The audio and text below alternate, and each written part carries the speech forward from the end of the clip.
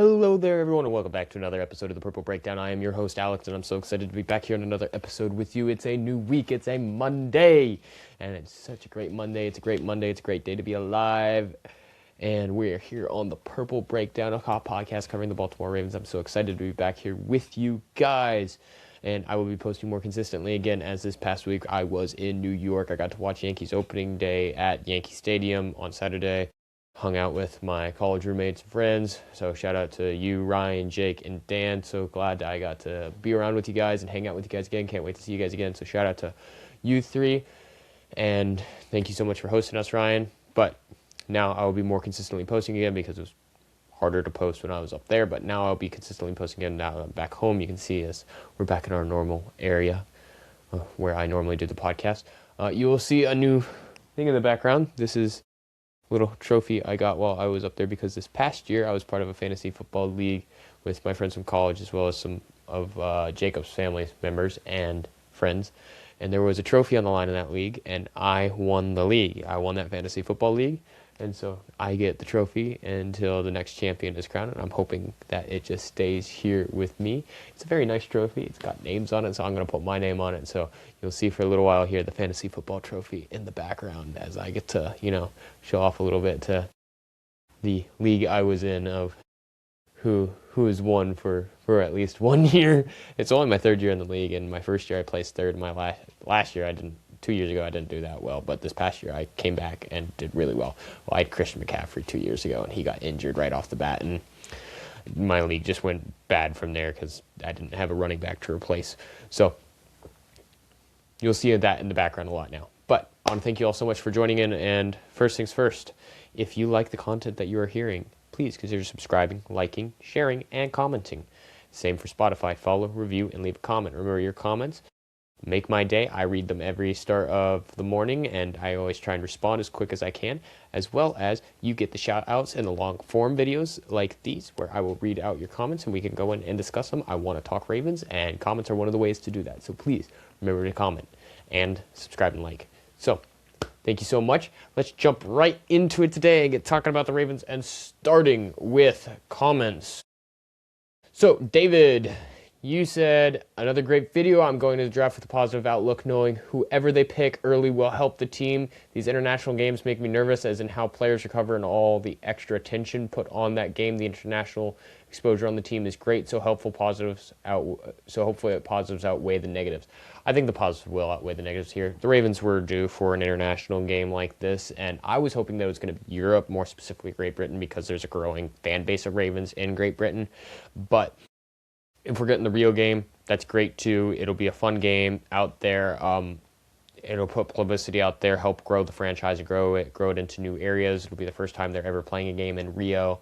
I'm excited to see how they do there. I know it's a long flight and it'll put a lot of pressure on them and stress, but I mean, it's sort of the same as if you were going, well, actually, I don't think it's as much of a time change shift difference as much as it's going to have to maybe an hour or two time zone difference, but I don't know that. I actually need to look that up, but it may be the same time zone as us. What's so different is the flight south and how far of a distance, and you're being in a new hemisphere and new fan base there. And yes, the stress of being in a new environment. But if you think going from the entire East Coast to the West Coast and playing out there, that's hard. If they truly play a game in Australia this next year, imagine being the teams to go out there, the two out there. That would be hard on your schedule. But Rio game will be fun to watch and see. David, you also said you think Bateman may be a trade target throughout this year. I'm thinking maybe looking to deal him at some point in 2026, maybe see how they come out after the draft, then use Bateman to try and fill what they need. I love Bateman and hope he stays because I feel he's always a threat. Thank you. And I went into this and said, yeah, look, at the end of the day, Bateman has the confidence of the coaching staff right now. And I think he's going to stay because of that. DaCosta expects him to make a step forward. Doyle expects him to take a step forward. Minter expects him to take a step forward. So all the coaching staff is expecting Rashad Bateman to take that step forward and have a resurgent year and be consistent and a productive receiver again. So I don't think he's a trade target because of that. I think he stays. If he's a trade target, it's because, yes, they got some good piece out of the draft or a trade. And in that Bateman doesn't have a hot start to the year, or LaJohntay Wester or Devontae Walker takes a step forward and over assumes his role, and then at that point you're looking at him like, okay, then he's probably a trade candidate to go out at that point, or if he's not meeting what the Ravens are wanting him to. I think he's definitely a receiver that can be a big down the field threat if used correctly, and that there's enough talent on the team around to distract away. Because if you're constantly a receiver, a down the field receiver, and you're going down there and you're constantly being double covered, and you're going to be covered, and you're not going to be open as much. It's harder to get open when you have multiple coverages on you. So if you have more wide receivers that are better talents and more dedicated to covering them, it's going to open up for Rashad Bateman, and now not expect him to have, like 70 receptions or 80 receptions for 1,000+ yards. It'll be like, a 30, 40 receiving yard year, 600, 700, 800 points, receiving yards, and somewhere in there, and 3, 4, 5 touchdowns. That would be a good year for him. That would be a really good year, and that would be a year that would be like, look, he's a solid receiver that's on the team. He serves his role. Let's keep him around longer. That's what I would expect out of him. That's what I'm hoping to see him get. Is I want to see him get to that 600 to 700 receiving yard mark and 4 or 5 touchdowns, somewhere in there. I think that's a good target for him, and if he gets up to 800 like he did a few years ago, that would be even better. But if he can land in that 650, 700 or plus yard range, I think that's a resurgent year that shows he has a role in the team and that he will stay further and longer. And that's what I'd like to see coming out of him. NTE, you also commented and said, hoping that Zay Flowers survives the Ravens' purge of talent. I'm hoping so too. And it sounds like from all reports coming out that he will be getting that long-term contract extension, and he will be the shift in the Ravens' strategy of not retaining good wide receivers, instead going out and finding lesser wide receivers to try and fill in that role, because they've always been such a run-heavy team.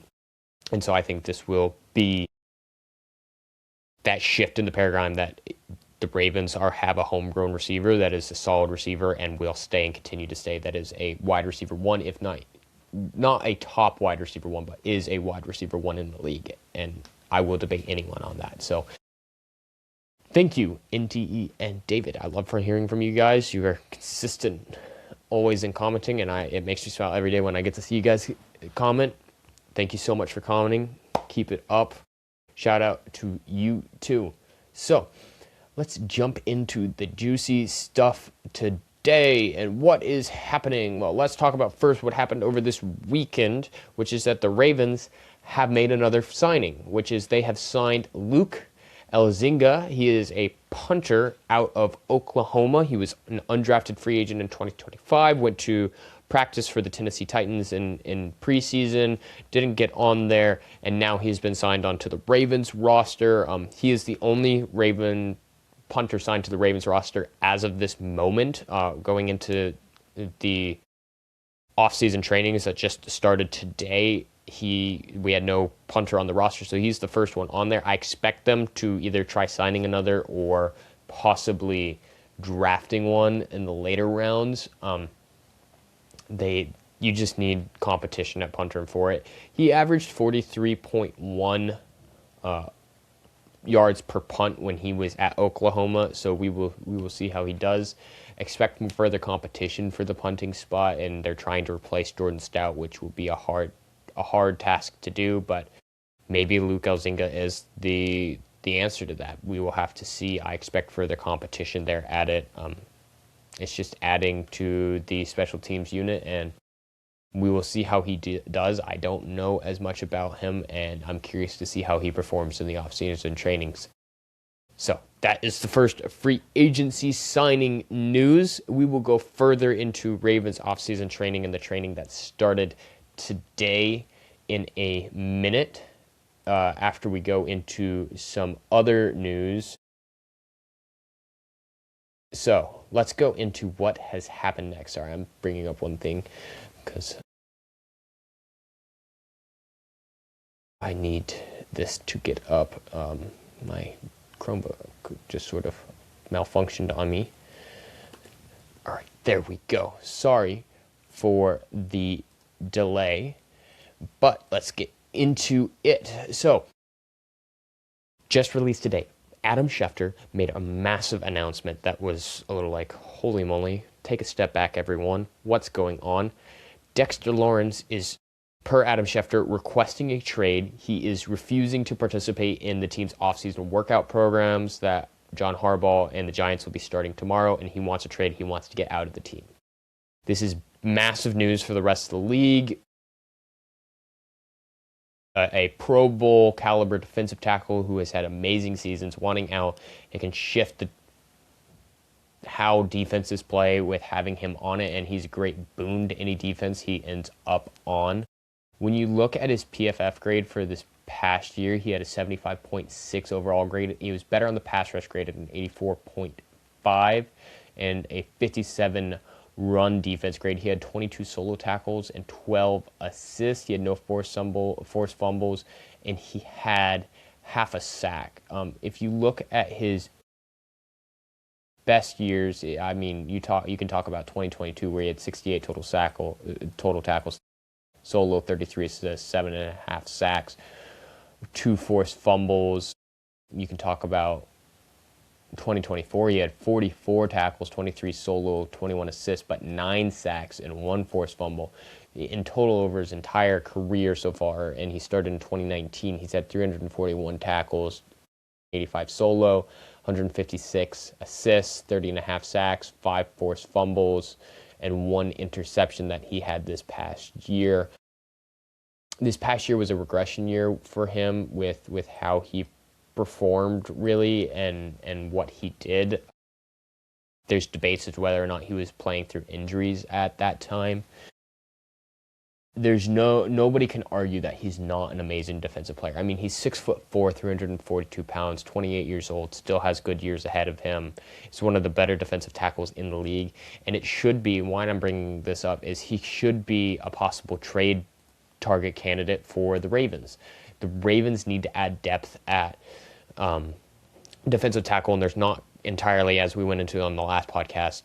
We thought that there was good news coming out on Nnamdi Madubuike and that there was growing optimism for him, and then very quickly Sashi Brown and as well as others within the Ravens organization shush that down a little and like, there's good things, there's bad things, we're leaving it up to Madubuike as to whether or not, we're not giving further information where he's at, don't be falling into this.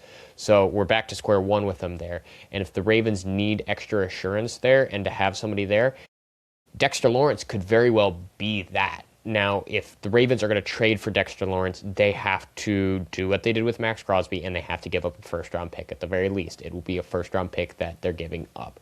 And that's where we get a little dicey because everyone's going to point out, well, will teams want to trade with the Ravens because of what happened with Max Crosby? I still believe the NFL is a business, and if you make the right offer, any team is going to take it whether or not what happened in the past happened.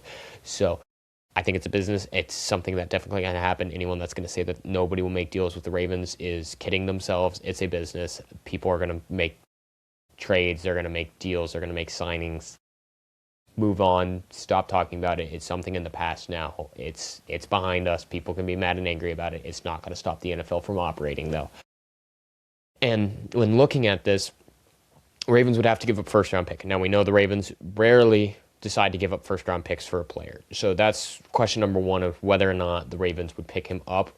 He does have about a $20 million cap space that would come with it. So the Ravens have about $30 million left in cap space. And so he would suck up about $20 million of that, which leave him about $10 million left to operate with.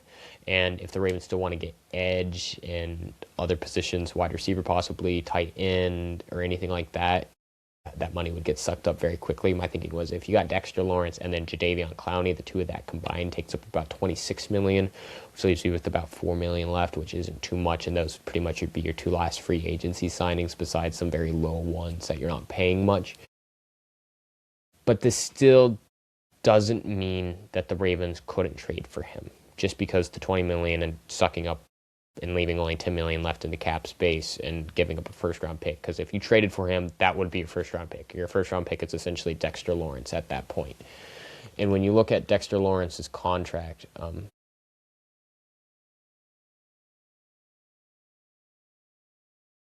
it's a $20 million, but he's still got multiple years ahead of him, and you could do a restructure on the contract and sign him and do whatever they need to make that work. But you're giving up the first round picks, you're taking up lots of cap space this season, and he would be a boon to the Ravens defense, though. I mean, you look at what he could do and what his talent is, and he could be, if Madubuike can't play as well, he could be that first step up defender that's playing better, is making that defensive line certain and sure as to whether or not Madubuike's back or not. It doesn't matter at that point. You have a number one defender on the interior defensive line at that point. It helps take pressure off of Travis Jones. It helps take pressure off of the edges, allows them to do more, allows them to be more versatile on the defense, creates depth, and then it sort of eliminates the need to take an interior defensive lineman in the very first round of the draft because, well, you wouldn't have that, or even the second, third. You'd have to focus on other positions there, but it eliminates the need for that. And so that would be the boon to this. And it would be the Ravens need to show interest in this. I think it is something that the Ravens need to show interest in. I don't think it would go through, though. If I'm leaning towards the side of whether or not the Ravens trade for him, I'm leaning towards the side of no, but there needs to be interest shown in it. Because if you could get him, and it would be a steal if they got him for a second-round pick. If they could get him for a second-round pick, it should happen in a heartbeat. Like, that should be a no-brainer. Like, yep, we'll give up a second-round pick for Dexter Lawrence. I think it would have to be a first-round pick, but he could offer a lot to the team, and he could help it. But, again, I went into the reasons why they may not. The first-round pick that they'd probably have to give up and the $20 million cap space that he would take up. But the Ravens need to show interest and need to show that they're willing to work on the defensive line and add depth there. And not just add depth, but possibly add another big-time starter at that position. So we will see if the Ravens do. And DaCosta trying to make that trade for Max Crosby with the first-round picks shows that the Ravens can be possibly willing to have a paradigm shift in how they operate with their picks. I just don't know if it's going to happen right now. But that is the news coming out of that. I still think that Clowney needs to be an addition at the edge, and we got further news coming out on him because Lamar came out a few days ago after I'd already made my previous podcast and said that he wants Clowney to be back on the team. He says that he definitely wants Clowney to be back on the team, that he posted a response to being asked online of whether or not he would want Clowney back on the team, and I can't agree with him more. I think Clowney coming back to the team would be a massive boon to the defensive edge, and we talked about in the previous video pairing him up alongside Trey Hendrickson and having that double combo of Trey being a much better pass rusher, Clowney being a better run defender, and having the two of them operating in unison like that, and how you could shift who you're bringing out at edge between Hendrickson, Mike Green, Clowney, Tavius Robinson, Adisa Isaac. You could have so much, and then drafting another one that you could draft in there.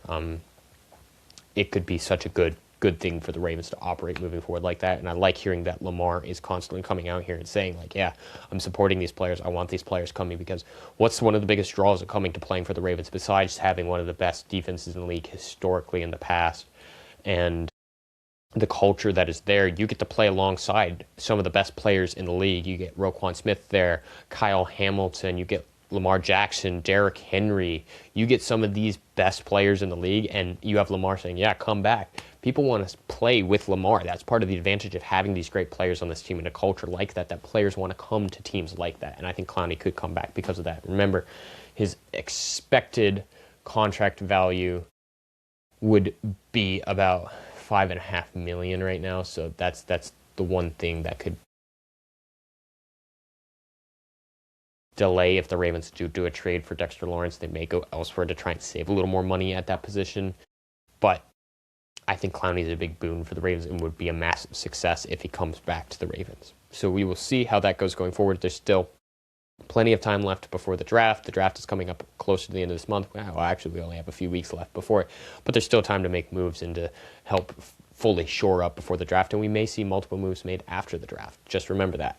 So the Ravens are the first team this year to start their offseason workouts. The Ravens started their offseason workouts today, and some big names showed up at the offseason workouts today. Some of these names, Lamar Jackson showed up, Derrick Henry, Trey Hendrickson, Roquan Smith, Kyle Hamilton, Marlon Humphrey, Rashad Bateman's going to be showing up. There's so many of these big key players on the defense and offense that are showing up to the team right now and coming, and it's big for the Ravens for this, because you got to think the Ravens just went through an entire organization shift for the coaching staff. You have a new head coach, you have new offensive and defensive coordinators, special teams. It's entirely new, and so it is a show of not only force but unification behind this coaching staff, having these players show up to the offseason workout voluntarily. And I mean, these are big leaders that are going to be on the team, and they are setting an example and showing we are willing to put in the effort. We are behind this coaching staff 100%. We mean serious this year. We are going to go out and we're going to do something. Especially Lamar Jackson showing up to this is a massive thing. He is showing unification behind this coaching staff and wanting to make connections with the coaches and be like, yeah, I'm here. Let's go do stuff. Let's go accomplish things this year. Let's get back to where we're constantly competing for it. Let's be there. And so I'm really excited to see everyone showing up. And now don't expect too much out of this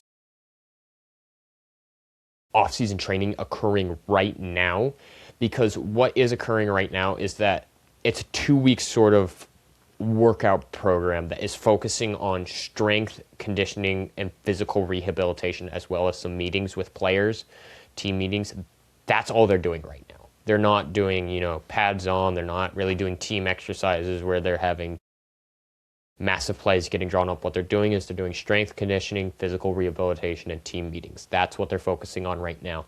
That's what we're going to see out of phase 1, because they broke down this offseason into phases, and that's what we're in right now.